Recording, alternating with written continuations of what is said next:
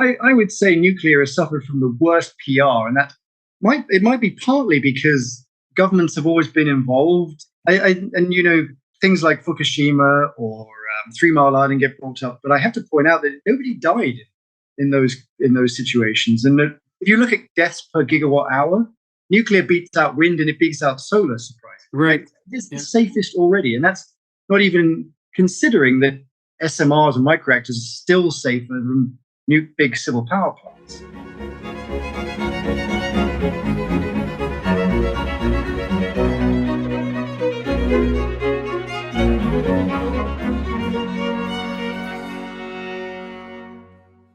Hey, everybody.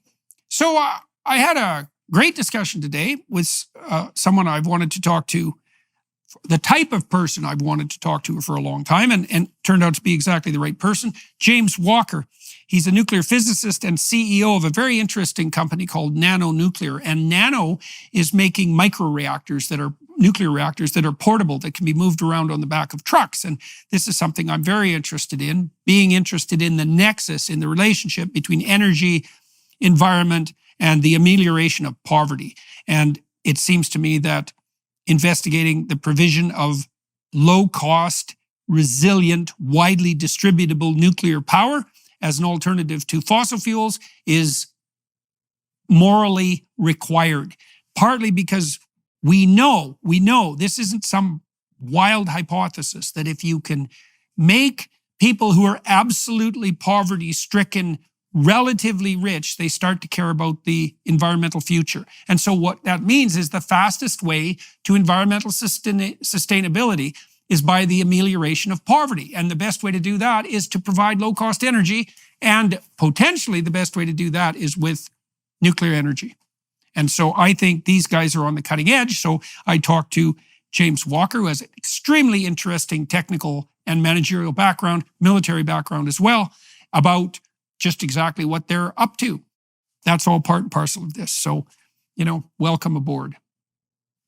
All right, Mr. Walker. James, you're CEO of Nano Nuclear, and you've got a cool title, I think, Head of Reactor Development. That's a cool title. And I was looking at your bio, and, it's quite a lot of fun. So what have we got here? Extensive experience in engineering and project maintenance, including mining, construction, manufacturing, design, infrastructure, and safety management. So that's a lot of practical work. And so, I'm very interested in talking to you today. And so thank you very much for agreeing to participate in this.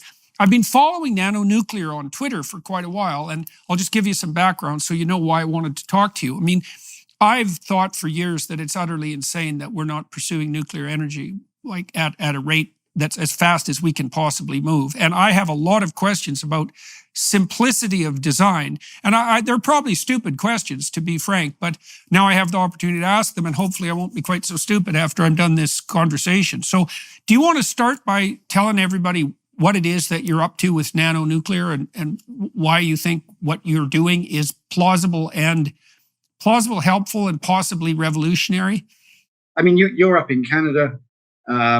Take mining sites, or a lot of the First Nation communities. They're in remote areas. All of these things are run on diesel power, and you can't substitute this out for anything else until microreactors come on the scene. And then suddenly you've got a market that's thousands of mining sites, hundreds of remote communities, island communities, charging stations for EV vehicles. You can essentially put these remote power systems in the middle of nowhere, and they would power your communities or businesses for 15, 20 years.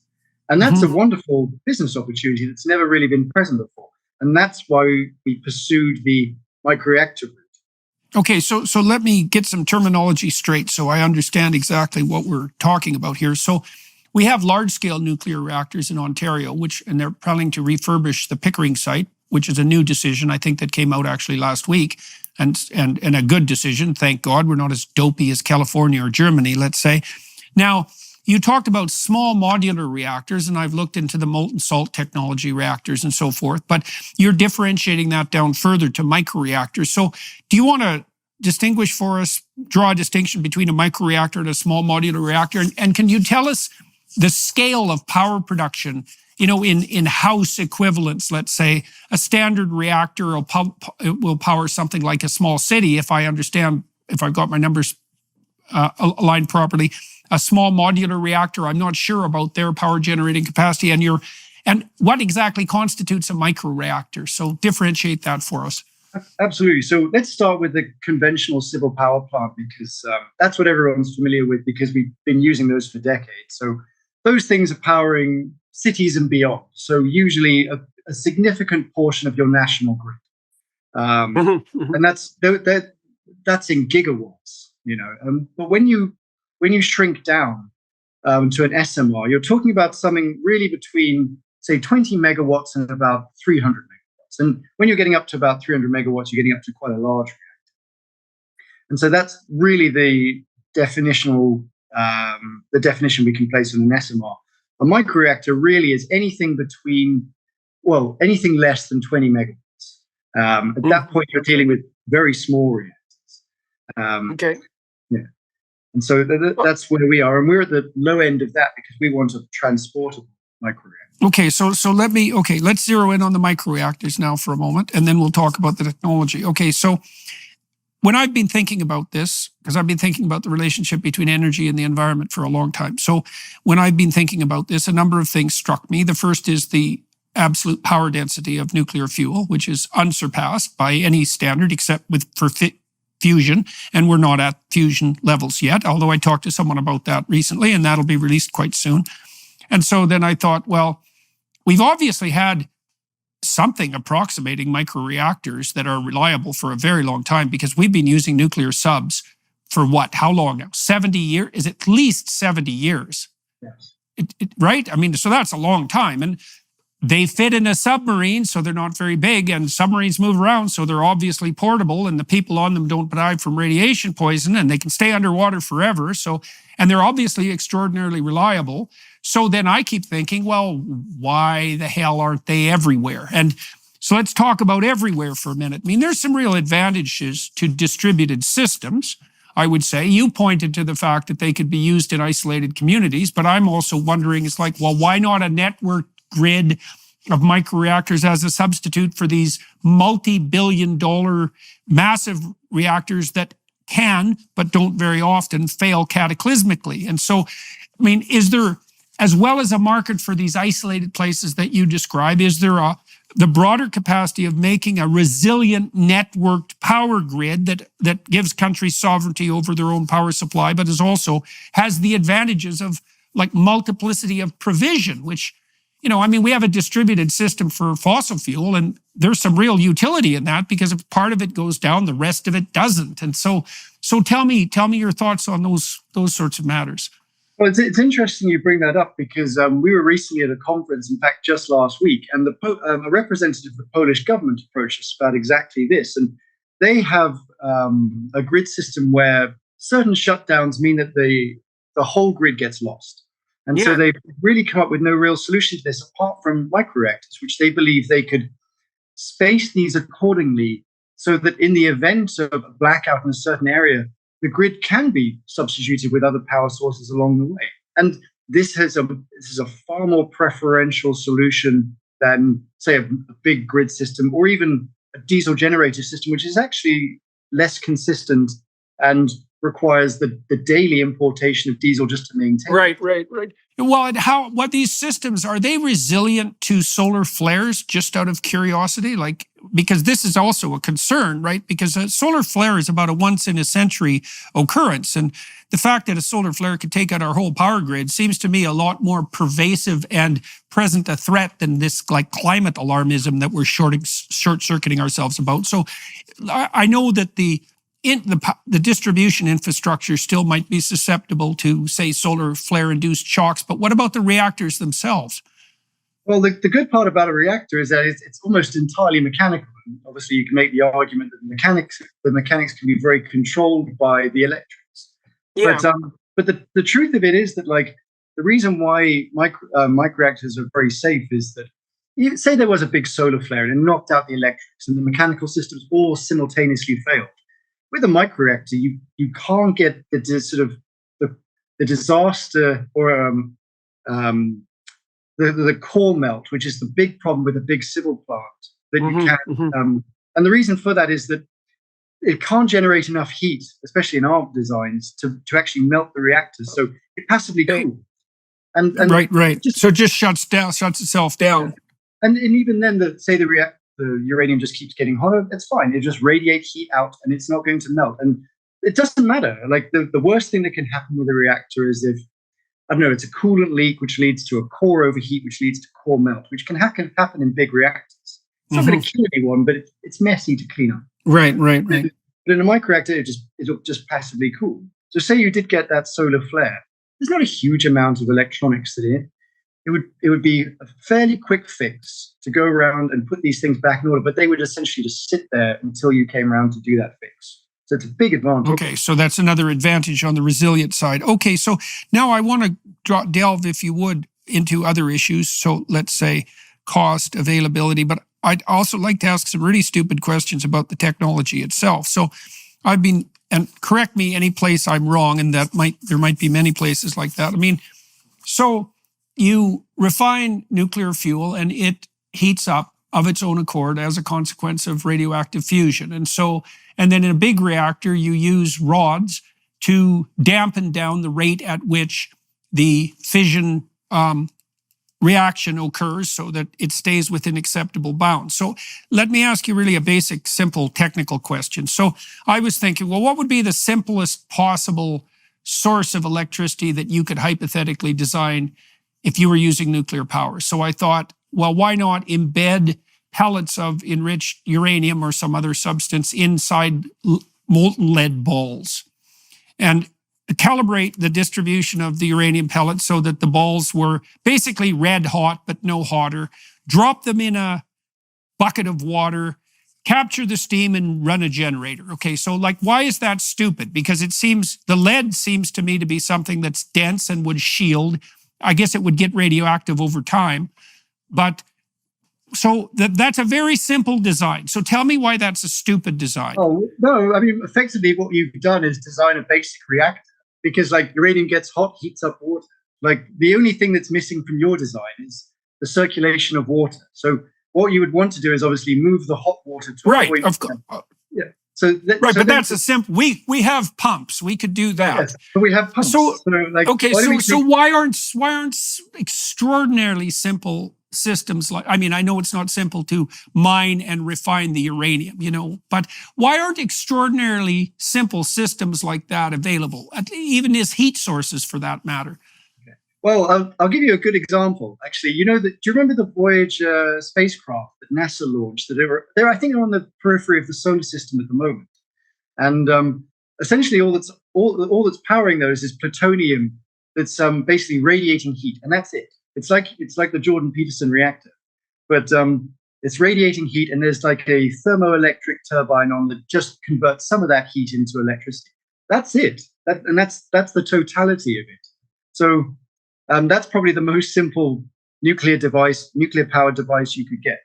But say with a lead-lined uranium pellet like you've described, well, say you have a place for your fuel and you're putting all of the lead pellets in there. That's going to, obviously the lead is now occupying space that the fuel could be. So you might need to have a bit of a larger reactor. And if you have a bit of a larger reactor, you need to put a bit more fuel in there. And then you can get that runaway effect. And unfortunately, the laws of physics keep pushing us in certain design decisions. Okay. So that's, I think, been the challenge. And why microreactors and SMRs have never been done before is that material science is now catching up. And so, for instance, you've actually described something very close to a solution that a lot of the big reactor companies are coming up with called TRISO fuel, which is uranium encased in certain layers of like lead and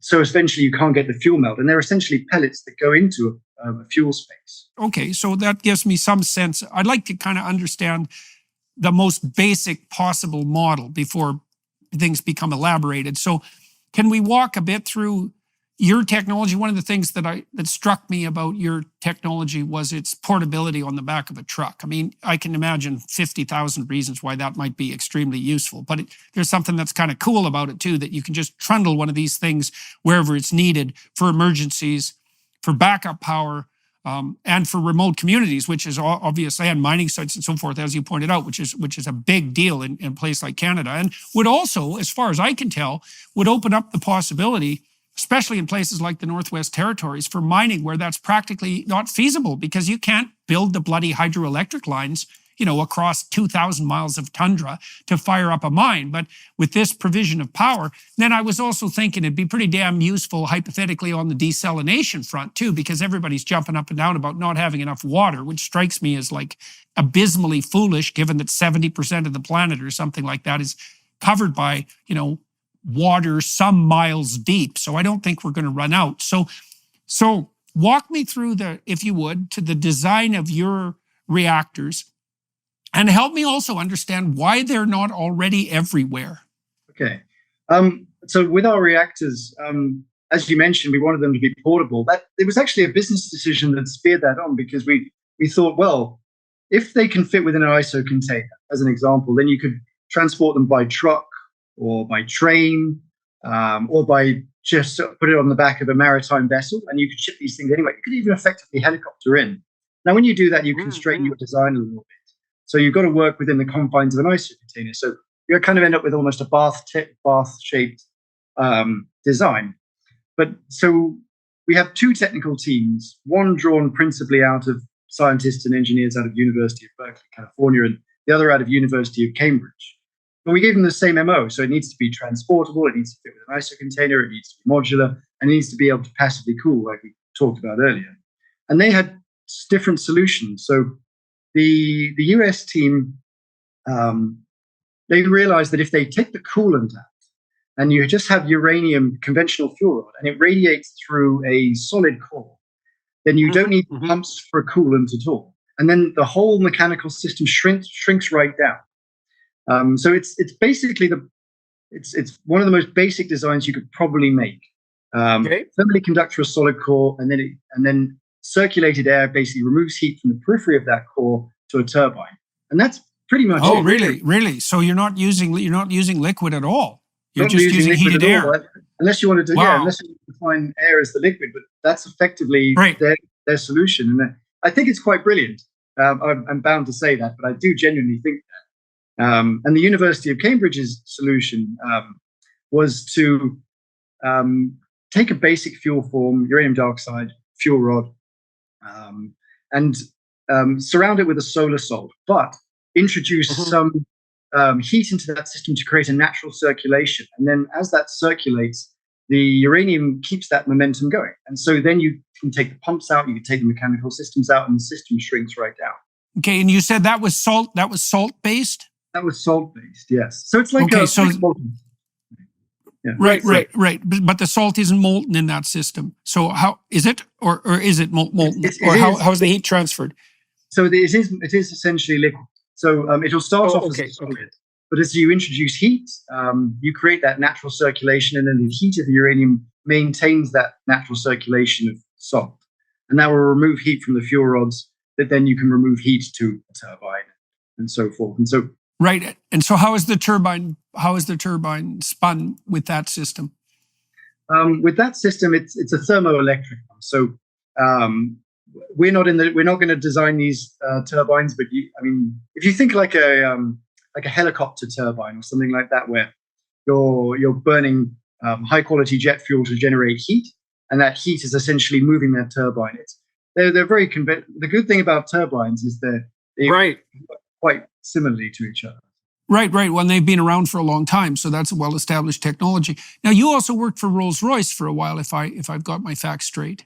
I did. So I was Ministry of Defense. That's actually, you mentioned submarines earlier. That's how I got my start in nuclear. I was involved in the construction of manufacturing facilities to produce reactor cores, but they seconded me to Rolls-Royce, where I worked as a physicist in the design of the next generation of nuclear reactors for the next generation of nuclear submarines. I see. I see. Okay, so that's a logical segue into the commercial market that you're attempting to conquer now. How long have you guys been in operation?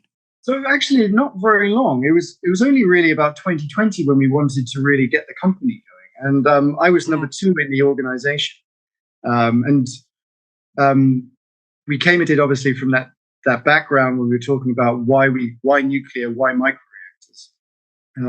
But what was quite interesting is actually once we got into the industry, we realized that the US infrastructure, the nuclear infrastructure, had kind of atrophied a little bit. And it had done that because the US could source enriched material from Russia, weapons grade material, and then it could just downblend that material for whatever domestic need it wanted, whether that was military or civil power plants.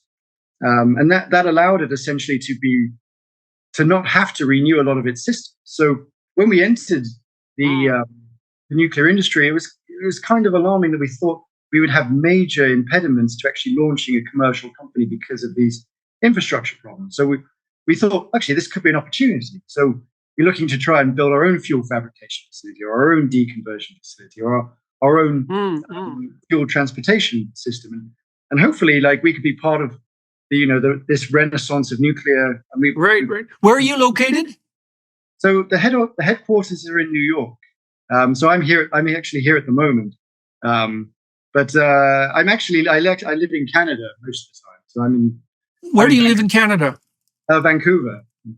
And have you had any contact, say, with the government people in Saskatchewan? Because, I mean, as you no doubt know, Saskatchewan has like uranium reserves that are, I think, unparalleled in the world, and that don't really seem to be being utilized all that efficiently. And so, I mean, it's such insanity as far as I can tell. We have this almost infinite power supply at our hands, and yet we've turned to solar and wind.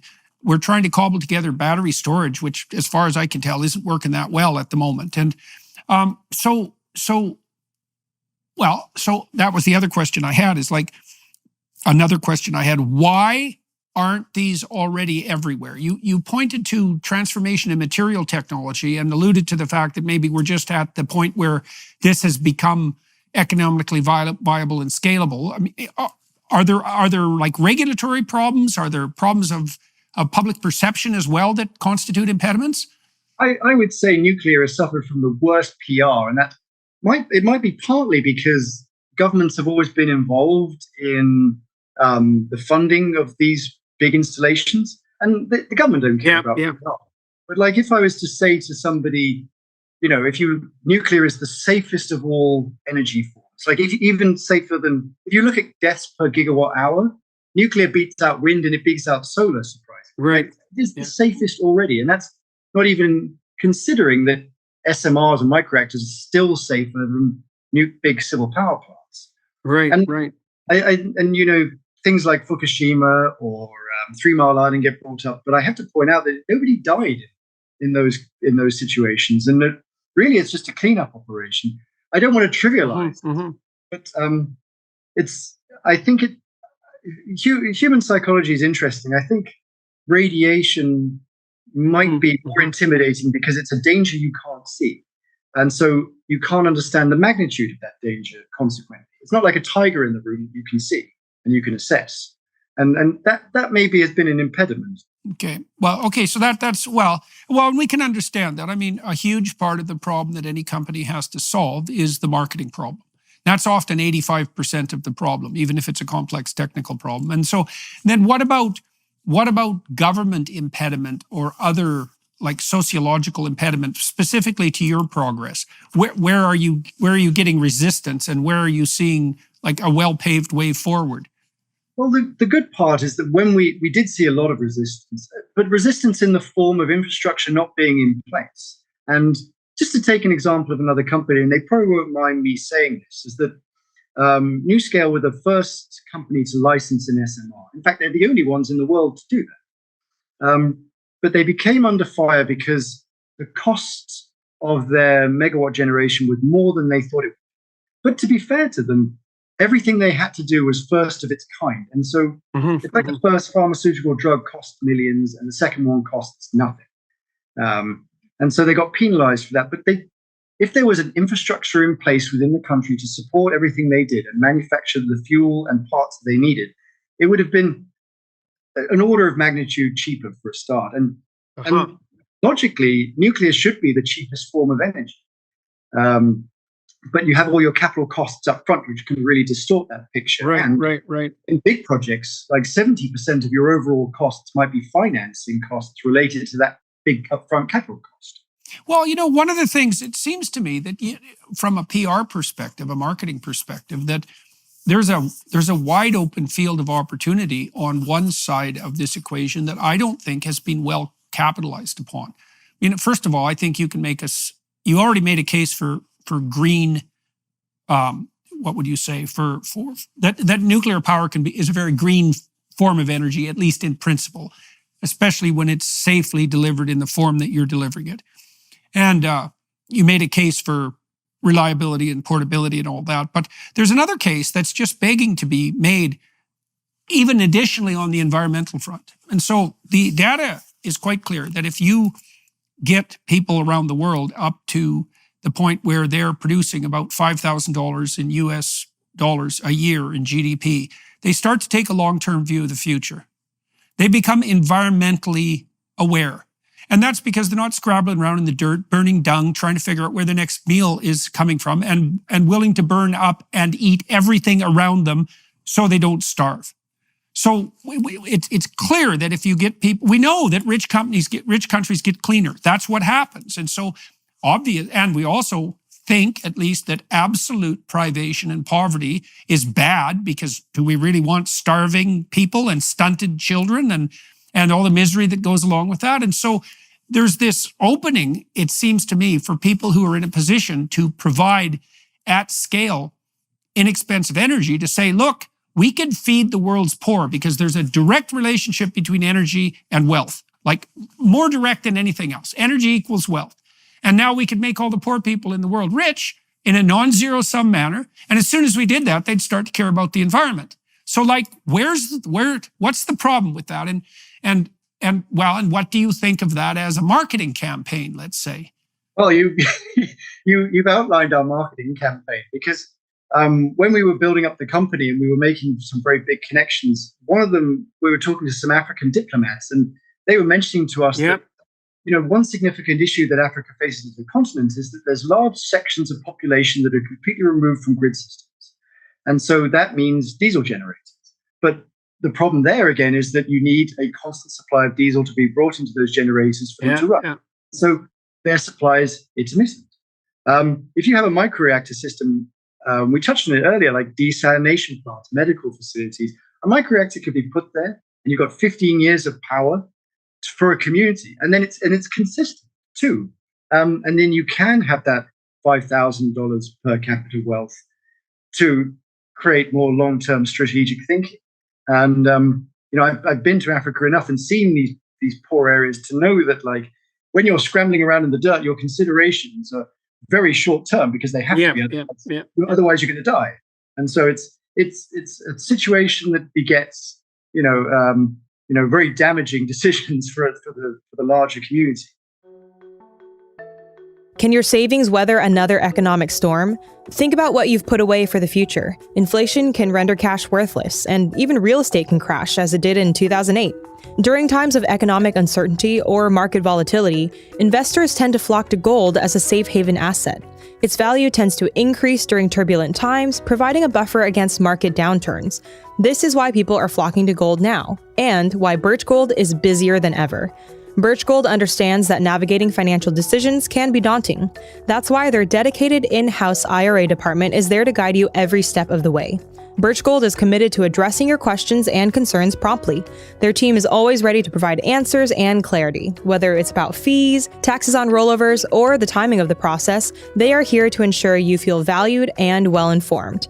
Text Jordan to 989898 to talk to one of Birch Gold's experts and claim your free info kit on gold. You'll learn how to convert an existing IRA or 401k into a tax-sheltered IRA in gold. The best part is, it doesn't cost you a penny out of pocket. Just text Jordan to 989898. That's Jordan to 989898 today. Right. Well, that's the environmental cost of poverty. Like we scream in the West all the time about the environmental cost of wealth, but the environmental cost of poverty is way higher, way higher. And this is something I can't figure out. I cannot figure out why the Greens don't get this, because in principle, they're on the left, and the leftists in principle are on the side of the poor. But when it comes... But like the thing is, like, I take Germany as an example. Like the Green lobby got into essentially a position of power within that country, and they're effectively left wing.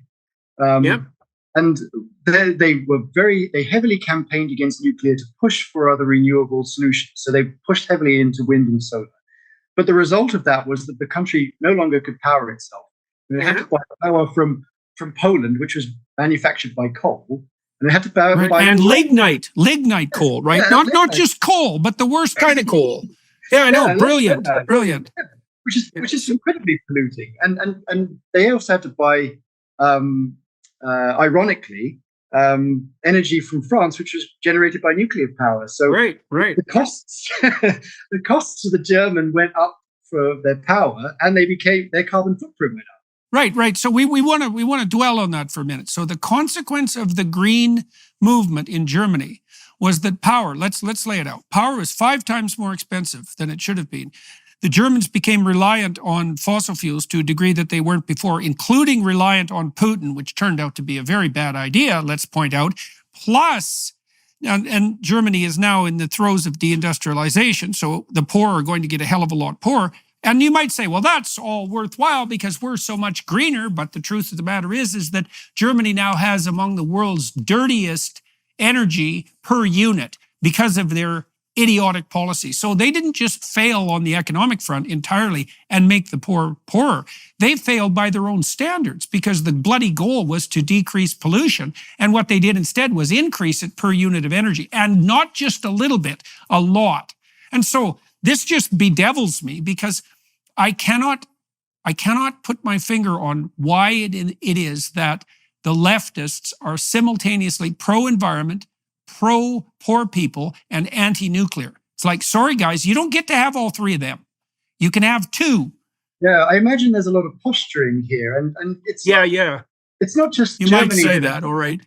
Well, yes, but like as an example, like I was working in Utah once, and I was working in this small little town, and there was a massive coal power plant there. And I was like, oh, so this powers Utah. And they're like, oh, no, we send all of this power straight to California. And I was like, why? And they're like, well, they shut down a lot of their power plants. So they can claim that they've greened, essentially. But really, they're still powering their Teslas off coal that's being generated in Utah.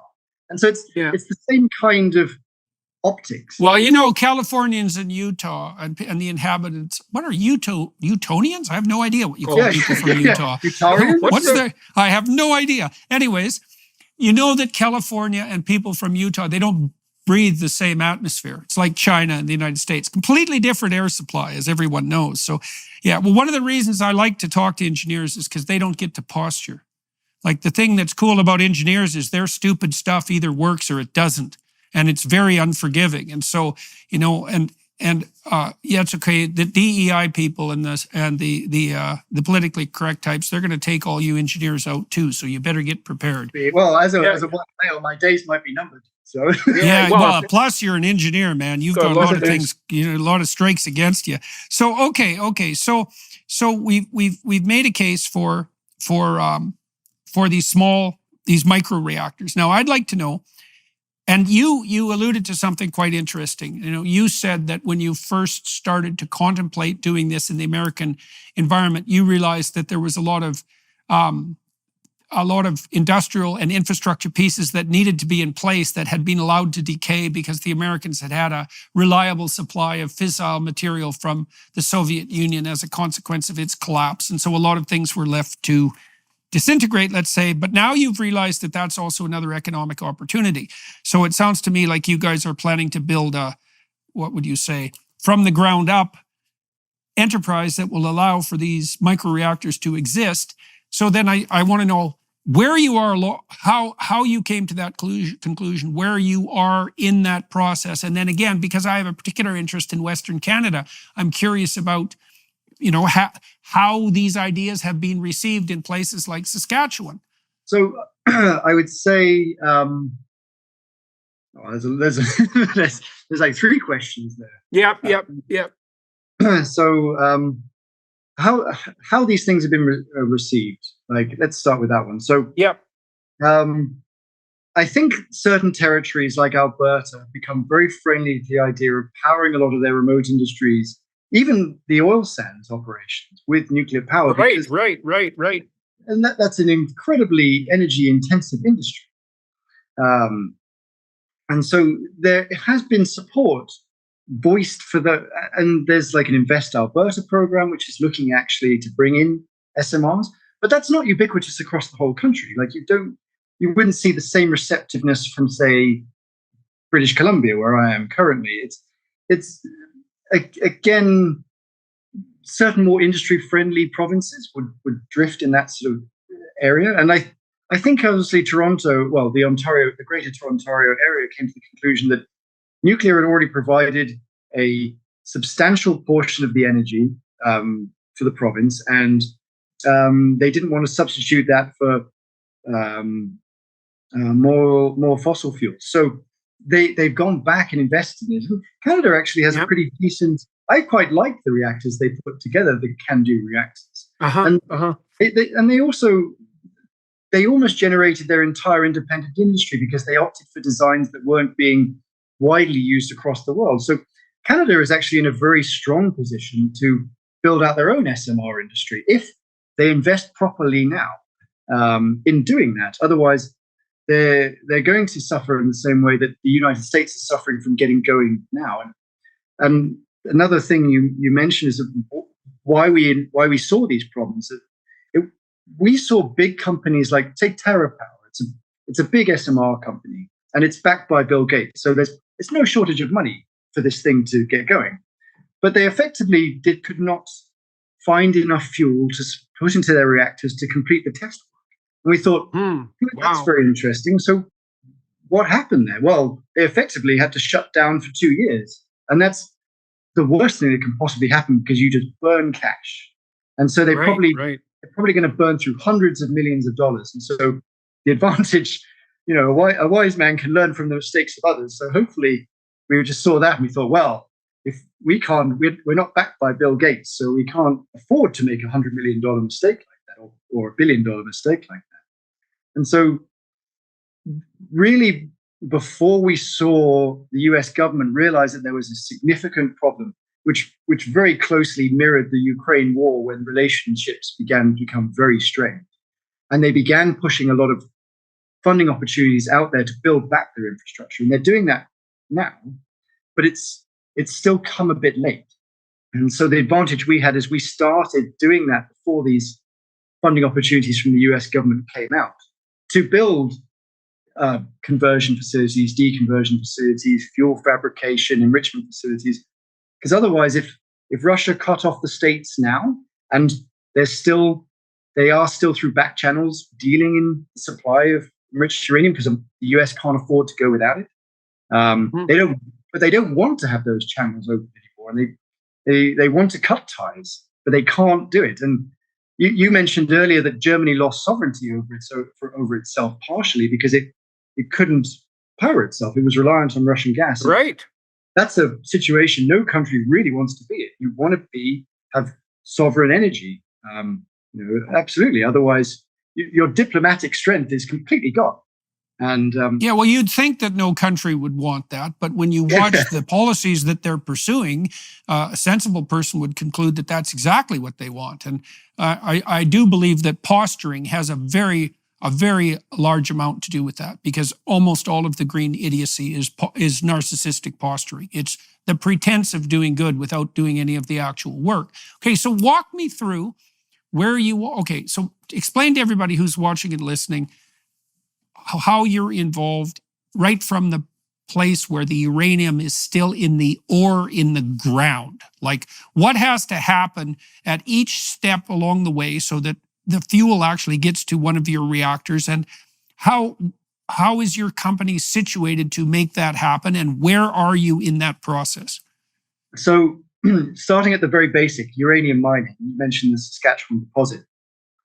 So you mine the uranium, but the ore is effectively not very useful for anything. But you subject that ore to a leaching process, and you create a yellow cake, which is essentially more concentrated uranium that then would be shipped off for a conversion. Where we sit in that is that we've actually reached out to Central Asia, where almost the majority of the world's uranium is currently being mined. It doesn't have to come from that, but say there are big deposits in like Wyoming and Saskatchewan that are not producing uranium readily now in enough quantities to meet the demand. And so it is coming from abroad. I believe those domestic deposits will be built up now that the uranium price is rising, because like COP28 announces the necessity to triple nuclear energy by 2040 or whatever it is. So that is having an effect on the uranium price, which is encouraging mine development. But the problem with mining is that it can take 5 years from a greenfield deposit to get to a mine. And so you always have that lag. And if during that lag, the uranium price drops, then that could even hit that mine even coming to commercial production. So there's a lot of risk associated with, not having your own domestic facilities in place. So we have reached out to them. We do have an ability at the president's office within certain countries in Central Asia to source uranium directly if we should need it. And we've even talked with the largest uranium materials broker in the world to make sure that we have a supply of that, because no business wants to have the risk that you build all these facilities and reactors and manufacturing facilities, but the raw material that fuels all this isn't there. So that there's that component to it too. Well, do you worry that you're dealing with these, like say Central Asian? See, again, it brings me back to the same thing. Well, if you could have a resource in Wyoming, or let's say in Saskatchewan, that seems to me to be a lot more geopolitically stable in any real sense than trying to source something halfway around the world in countries that are definitely not politically stable. And so why were you compelled to go seek out suppliers elsewhere? Well, it's the immediacy of supply. Like, they are able to supply material now. And that is a major advantage over, we have a mine and it's at even feasibility level. You still need to put the mine works in place, the processing plant in place. Processing plant from uranium operation could be $250 million and take 3 years to build. And so we want to make sure that. Does it have to take 3 years to build? I mean, things do move a lot. They could move a lot faster now than they once did. And I also wonder, are there improvements in technology that are in the pipelines that would make it possible to do it in like a year instead of 3 years if people actually decided Germany built new natural gas importing terminals in months when they needed to. So we can actually move pretty quick if we decided it was a good idea. So, okay, so you said immediacy of supply. That's what drove you to Central Asia. But it would be better, perhaps, if there were domestic supplies that were at least in the pipelines, let's say. Domestic supply from Saskatchewan or Wyoming would be a lot better. Of course they would. There's no geopolitical, there's less geopolitical uncertainty.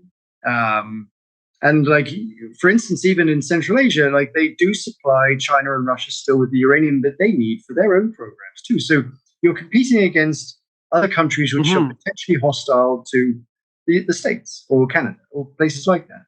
And if they're looking to wage an economic war, we'll look for more exclusive contracts. And so you then are in a competing position for material you can't control. Right. Seems like from a geopolitical perspective, that seems unwise. Let's put it that way. So I can understand why you guys are doing it commercially, because, as you said, you can't afford the delay, and fair enough.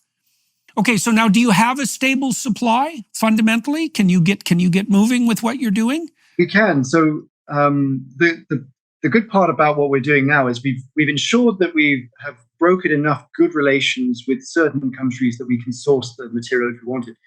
We're not in the business of enrichment, but we could do things like conversion and get it into a uranium hexafluoride gas, which can go to a licensed enrichment company like Orano or Centrus, and they could enrich the material for us. And once from gas. So what's the relationship between the gas and the yellow cake? What you want to do with yellow cake is once it's been concentrated by that leaching process, is that it's easier to enrich a gas than it is, say yellow cake, which you could use a centrifugal system, but but gas is certainly a lot easier to maneuver. And so, if you would take the yellow cake and you would expose it to several chemical processes to turn it into uranium hexafluoride.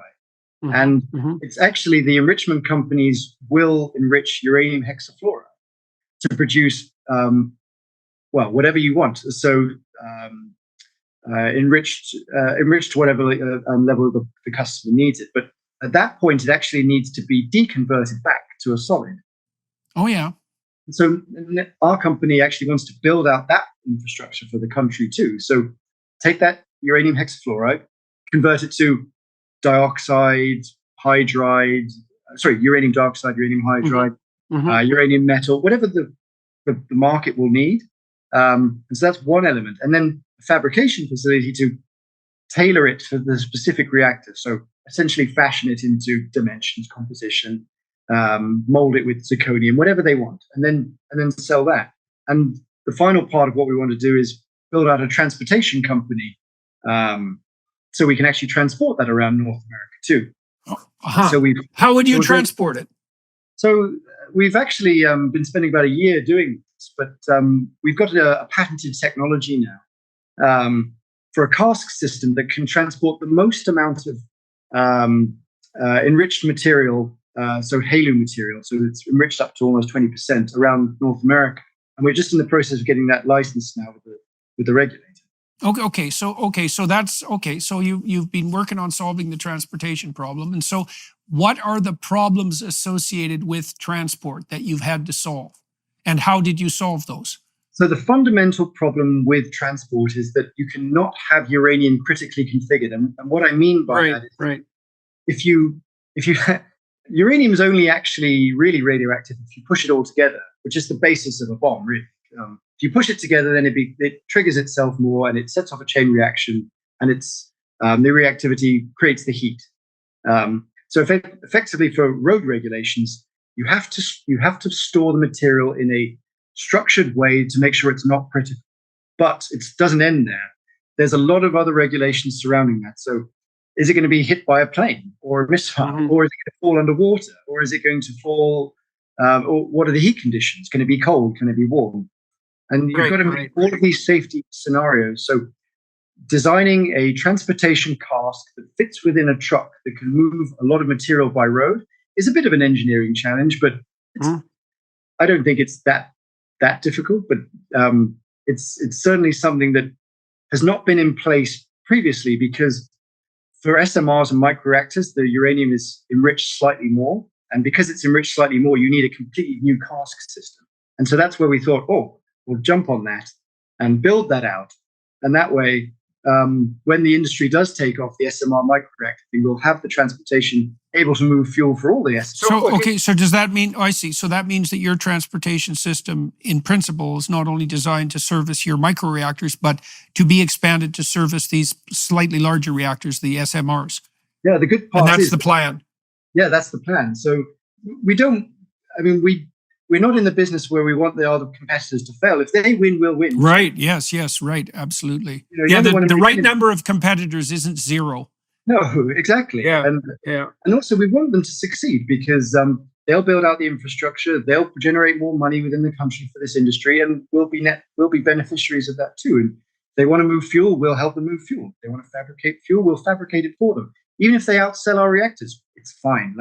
Right. So you can also be in on their success in that situation too. So that's cool. Okay, so you said you've got a supply, at least at the moment, in Central Asia. That gets reduced by leaching to yellow cake. The yellow cake is transformed into uranium hydro. What's the name of the gas?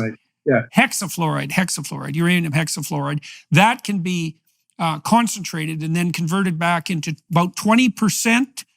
You said And so why 20%? And you can transport it at 20%, and you can do that safely, and you can do that by rail, by ship, by car, or by train. And so now you have the 20% enriched material. What do you do with that when you get it to where it's supposed to go?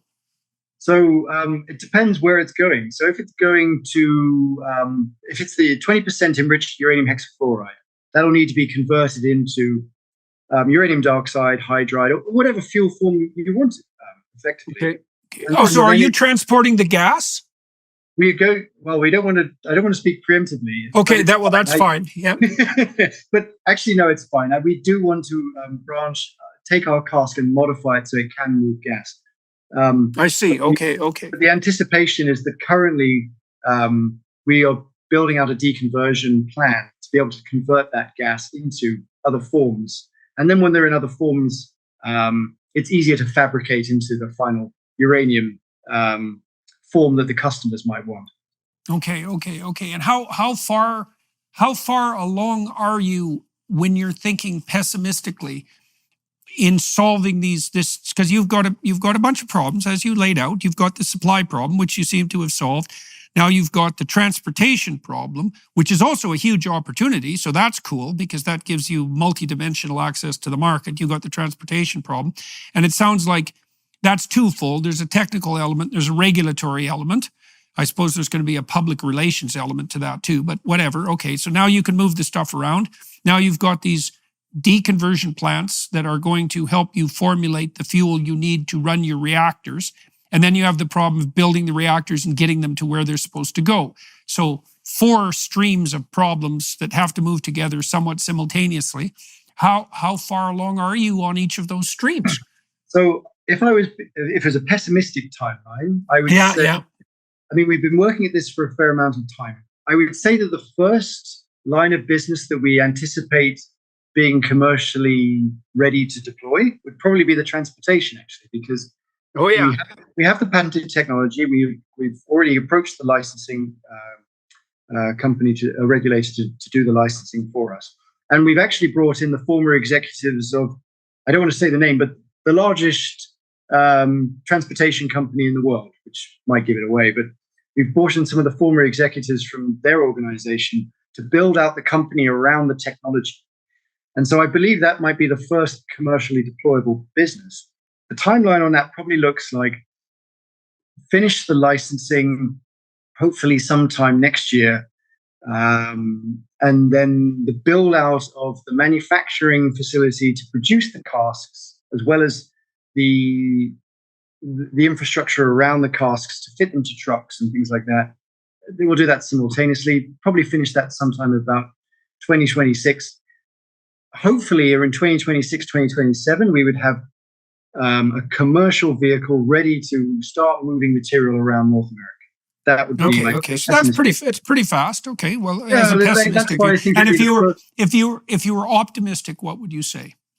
Oh, I would say hopefully the licensing runs all smoothly. While that's going on, we build out the manufacturing facilities. We have them finished next year, and then we're in a position to begin initially deploying vehicles that can move enriched material up to 20% around the country. So maybe I shaved 2 years off that if I'm super optimistic.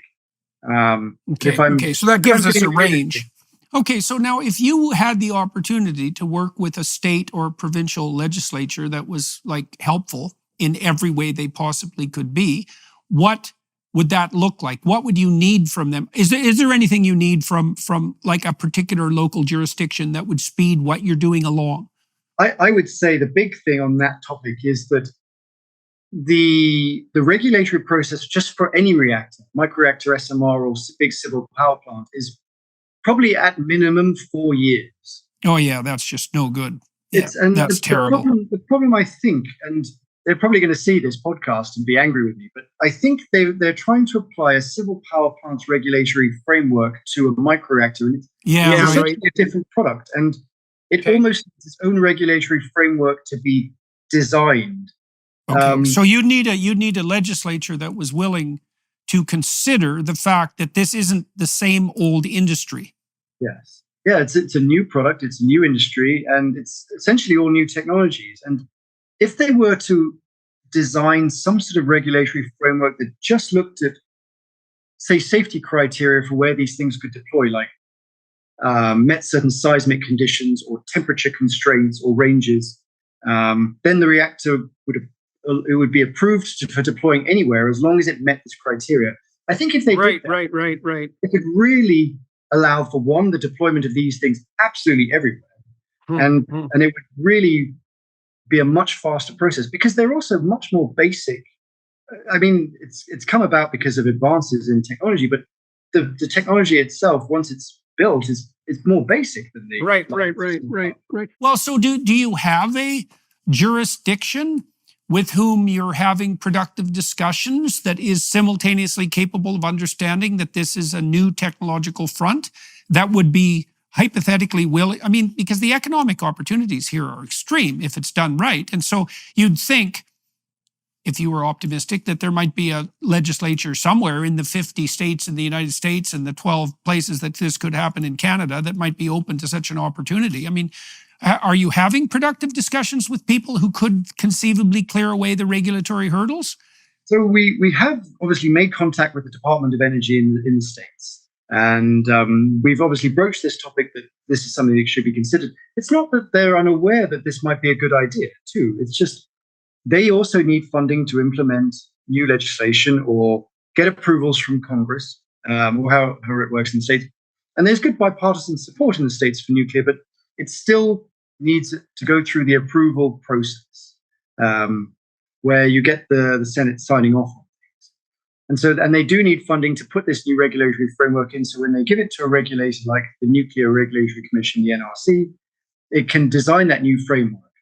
And it needs to obviously employ people to do that. What kind of funding is necessary to do that? I'm trying to get a real handle on the impediments, because the advantages are so stark and obvious. And we've done some pretty extraordinary things on the idiot wind and solar front, and in relatively short order. So you wouldn't think that this is impossible. So like, what sort of funding is necessary if you're starting a new regulatory enterprise essentially from scratch, designed around this new technology? I don't understand the necessity for this great expense and spending of time. No, I think really it could be done. If I'm honest, it could be done very, very quickly. I think the problem is that, say, like a Department of Energy, they run into needing more funding to create a smaller department to design a framework, and then they could be waiting on that funding for a long time as government debates it. But actually, if government were very in favor of it, I'm sure on both sides of the aisle, there would be general support for just a small amount of money. Okay, so let me ask you another practical question. If I said, do you have a 20-page document that would outline an intelligible regulatory framework that you could hand to a legislator who was, positively predisposed to you? Like, do you guys have that? Because, one of the easiest ways to get people to say yes to anything is to make it extremely easy for them. Right. And to provide them with this. Exactly. Because if you're saying, well, you have to whip up a regulatory structure from scratch and you have to take all the political risk, they're going to say, yeah, 5 years from now, and we'll let other people do it and it'll take forever. But if you can hand them a tailor-made solution, essentially, I know that runs you into the problem of, government industry collusion, but that's a secondary problem as far as I'm concerned, because this isn't collusion, it's joint effort to move forward something that would be of great benefit to people, and if it happens to be of benefit to your company, it's also going to be of benefit to many of the other companies that you described too. So do you have a set of proposals at hand that you could supply to an interested legislative party? Yes. I mean, to be honest, that would take us a few weeks just to put together, like a proper... Okay. Well, that's not long. Few weeks isn't long, because I can imagine some people who might be interested in taking a look at something like that. Oh, well, look, if they were very interested, I'd be very interested in that conversation. And our scientists would be very happy to prepare a formal document that outlines a proposal for how these things could be.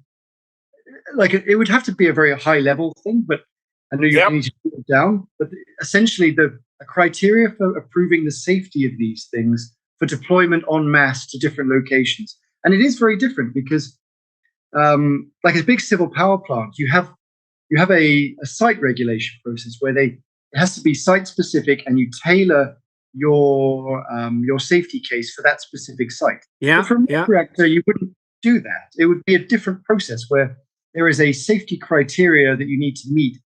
But as long as the site meets that safety criteria, the reactor can deploy that. So it's fundamentally different.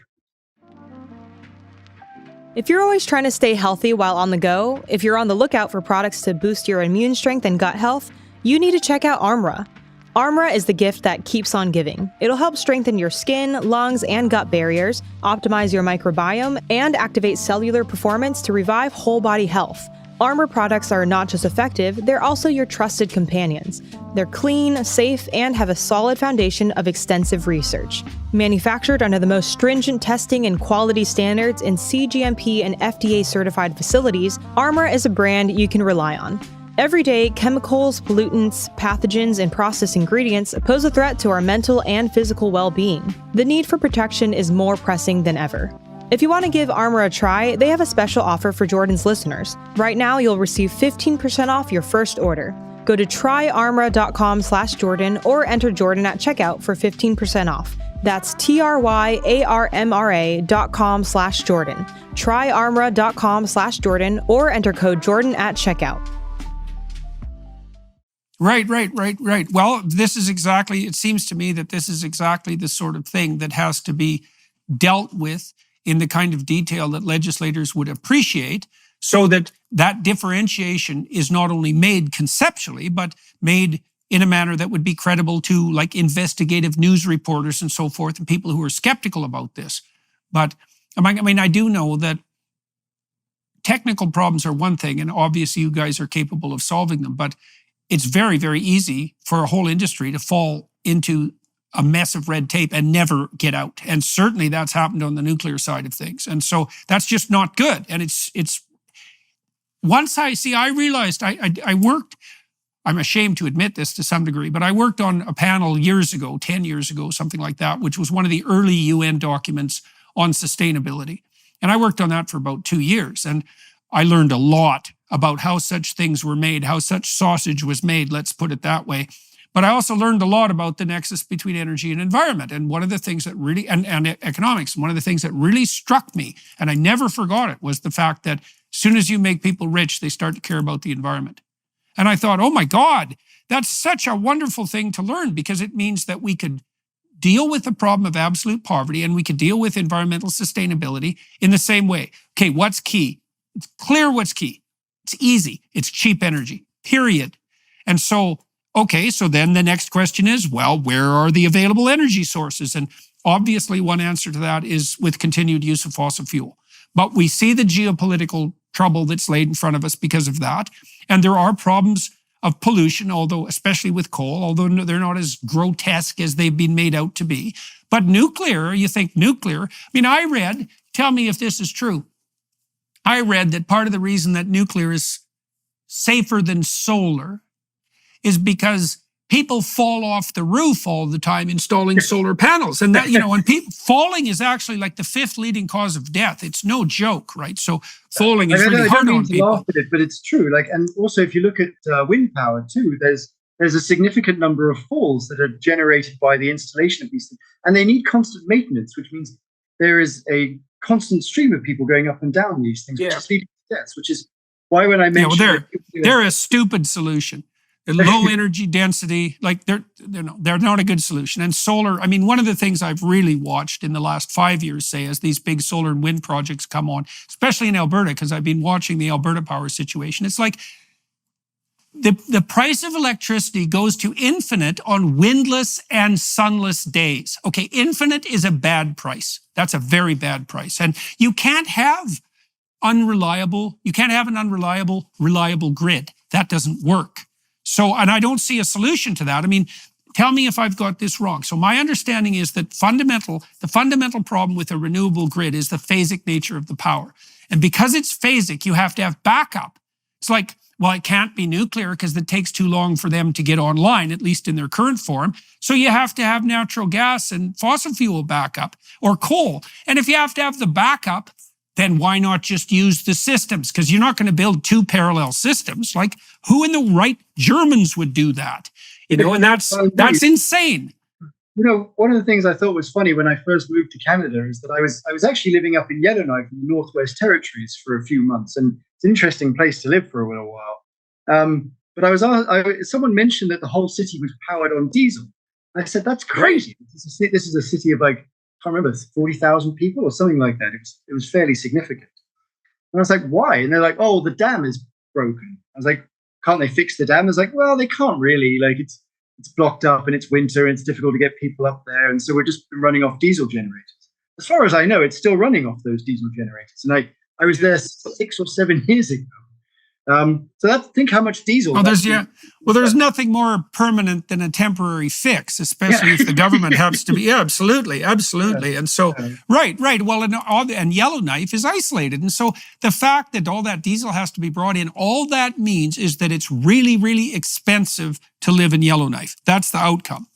Yeah, there was another province. I think it was in Yellowknife too. They were talking to us about there was a community of about 800 people. One of the First Nations settlements up there, and the outline of the diesel alone, if you ignore the logistics and manpower and the cost of generators, was $10 million alone for just the diesel by itself for 800 people for a year. And I thought, well, that's crazy. Like that's an enormous expense for just 800 people. Right. No, that's right. There's many crazy things going on, and there. All that posturing that you described, combined with a tremendous technological ignorance of the most stellar sort, means that we are putting in place solutions that cause way more problems than they solve. This just isn't acceptable.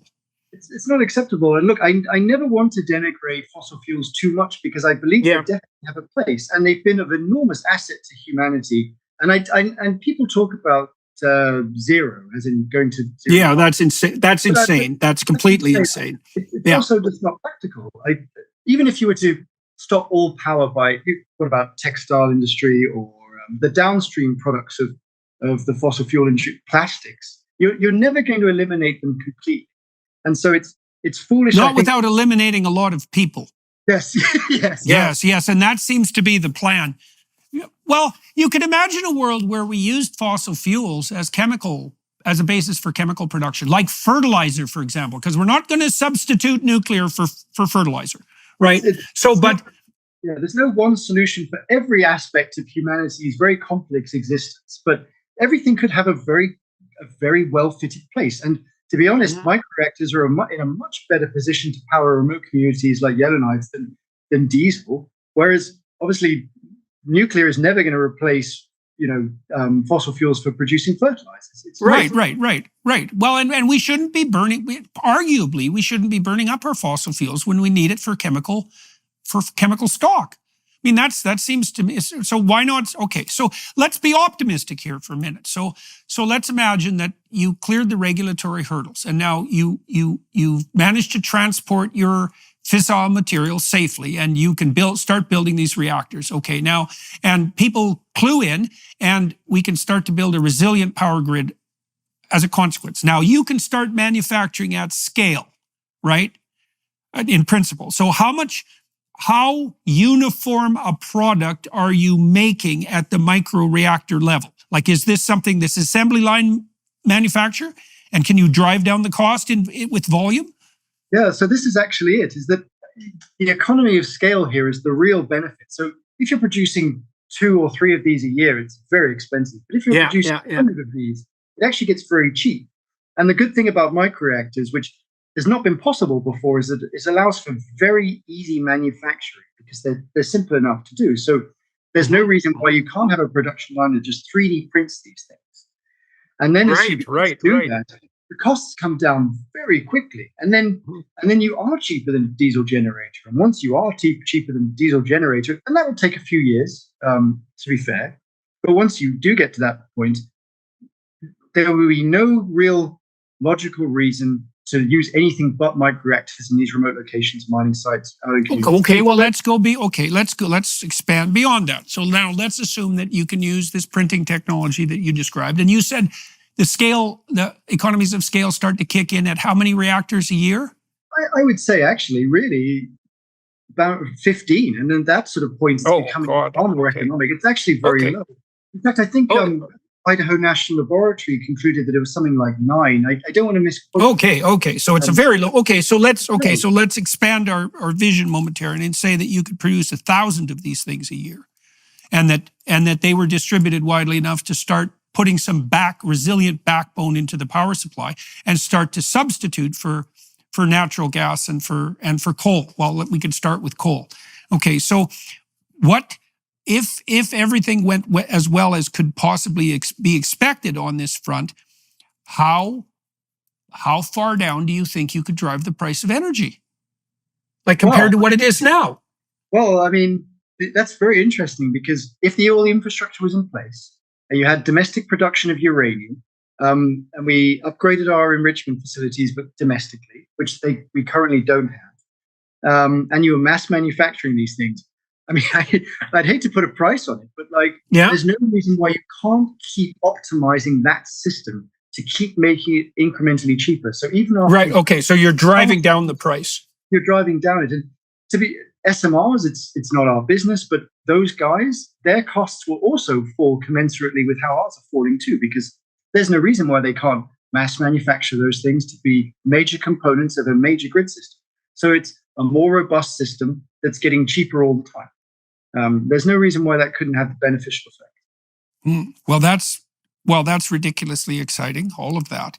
And so, yeah, well, seriously, I mean, that's such an optimistic possibility. Okay, well, let's be smart about this. Let's talk about downsides. Now, we talked about the fact that people are afraid of nuclear technology. Now, in principle, that could be handled with a marketing strategy that wasn't based on lies, that provided accurate information about the fact that this was essentially a new technological approach, and that could go in lockstep with the provision of the legislative material, right? You can imagine a parallel campaign.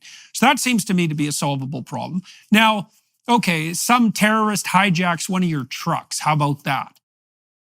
So the assumption there is that they're going to turn this into some sort of weapon, or spill it.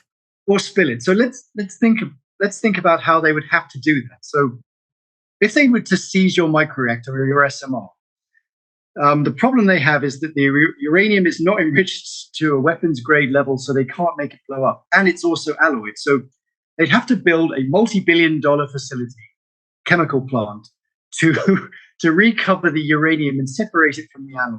And then so that's just not a danger. What about stealing one of your trucks and threatening people publicly with like radiation?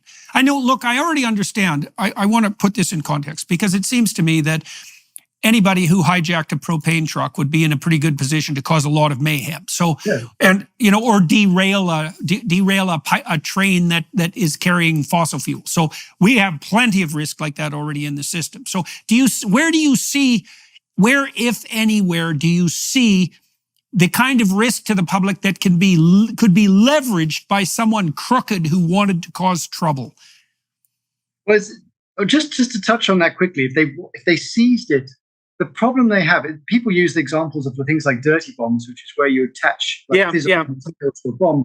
But the problem with a reactor uranium is that it's not going to explode if you. Reactors can't blow up for a start. Like, they're not enriched to a suitable level enough. If you were to take the uranium out of it and strap it to a bomb, the most dangerous thing is the bomb that you've made, not the uranium around the bomb. Actually, ironically, if you blow up uranium, it becomes less dangerous because you've separated the material, so it's going to react less with itself and become right.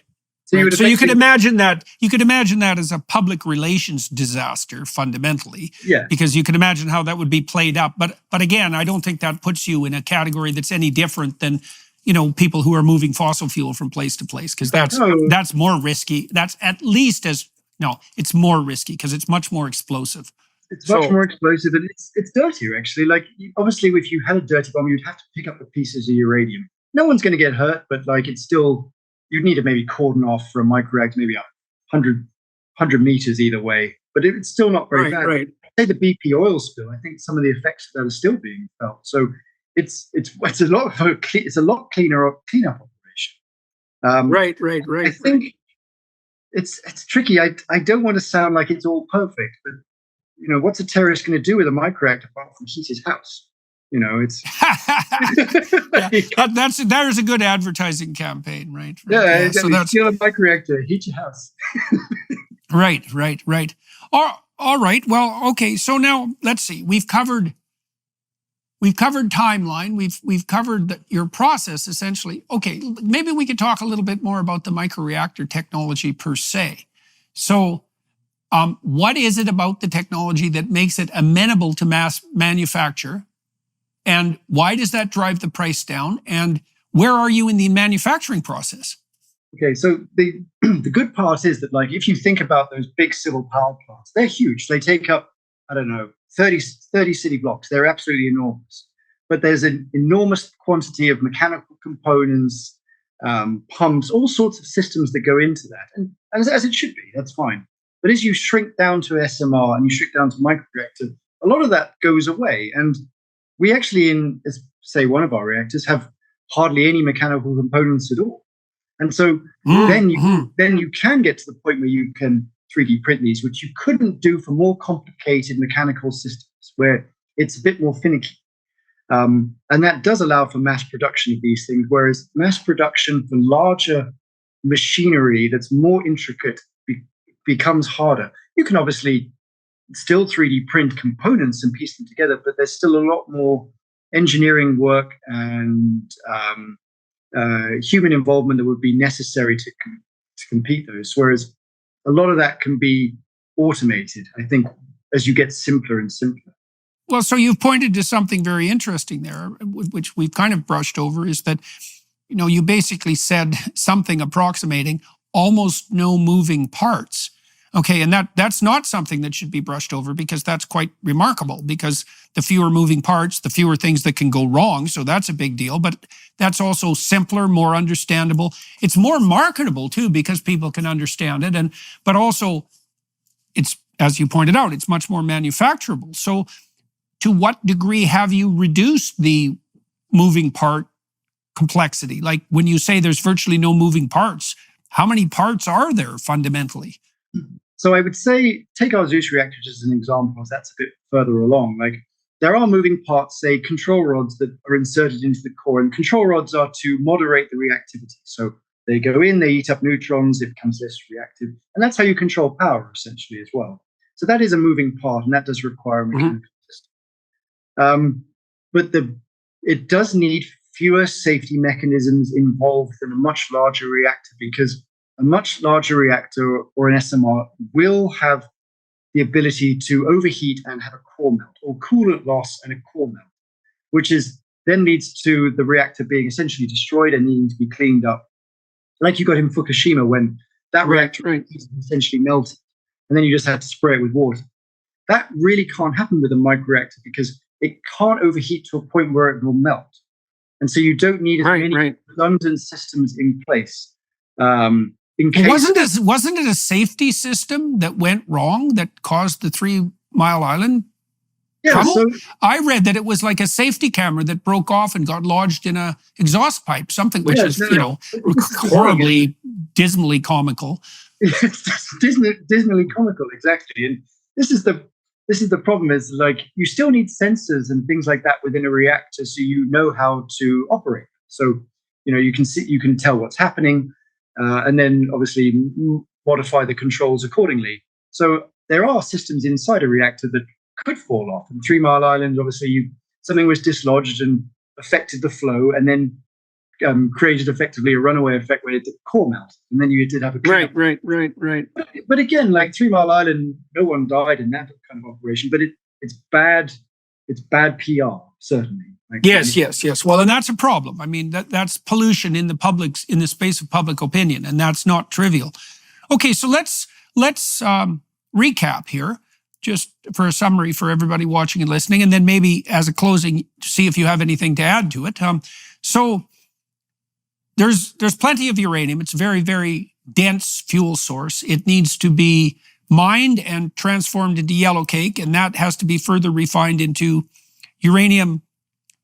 Oh, now I forgot the damn gas name again. Hexafluoride, and then that can be refined further into the raw material for the for the power source for your microreactors. Now, we talked about what a microreactor is. It's very easily transportable, doesn't require, which also something we didn't talk about, which is extremely important. That also means that you don't have to produce the kinds of transmission lines to move the power from place to place, which are also hyper expensive and require a lot of maintenance. So that's a huge advantage. Okay, so you have these microreactors. They're under 20, how many watts? 20 megawatts? Under 20 megawatts. Right, and you've built them reliably enough so that they can be just transported on site as long as the site meets a variety of minimal preconditions. And so this is going to be superb for isolated communities or mining enterprises, etc.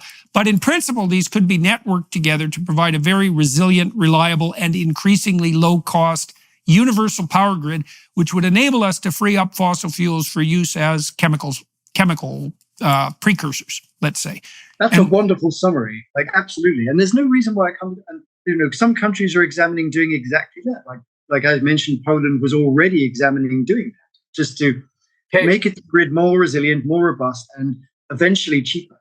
Right. So that would be the start. You could imagine these things littered around in some ways as backup for the current grid, right? So that to increase its resiliency. But as they become cheaper and more reliable and more tested, even in the public market, then they just start replacing pieces of the grid.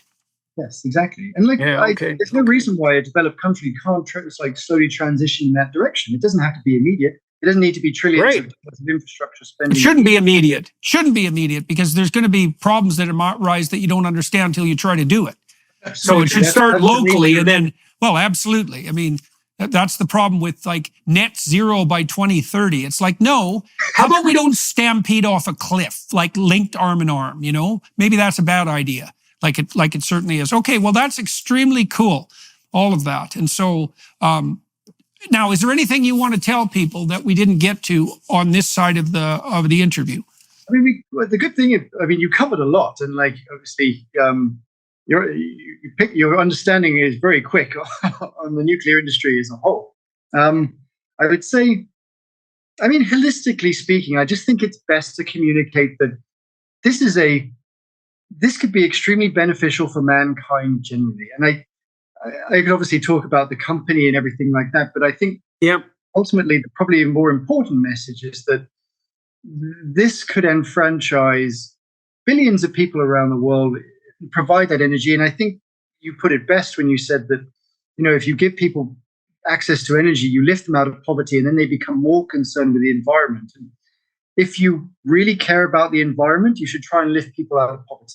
Right, exactly. It's a great closing note. That's right. If you really care about the environment, as well as people, let's say, because maybe we could include them in the environment, then you do everything you can to lift them out of poverty. And then with no holds barred, right? That's the number one moral imperative, right? I mean, even the climate apocalypse mongers use the safety and well-being of future generations as the rationale for their moralizing. So there's no way out of that conundrum. It's like, no, how about we help the people who are alive right now?